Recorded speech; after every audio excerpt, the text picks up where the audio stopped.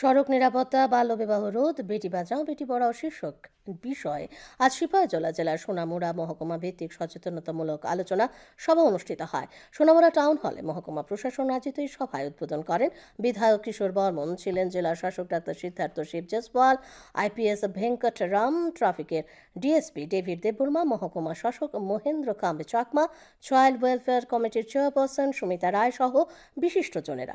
কিশোর বর্মন জীবনের লক্ষ্য ও উদ্দেশ্যকে ঠিক রেখে পড়াশোনার পাশাপাশি সামাজিক কর্মকাণ্ডেও অংশ নিতে ছাত্রছাত্রীদের আহ্বান জানান। শুরুতে একটি সচেতনতামূলক শোভাযাত্রা মহকুমার বিভিন্ন পথ পরিক্রমা করে। আমরা আরো অনেক বড় হতে পারি।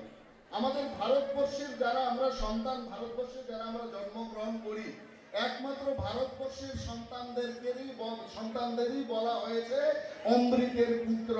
অমৃতের সাথে তুলনা করা হয়েছে ভারতবর্ষের, সেটাকে স্বামী বিবেকানন্দ ভালোভাবে ব্যাখ্যা করেছেন। All powers are within you, you can do anything and everything.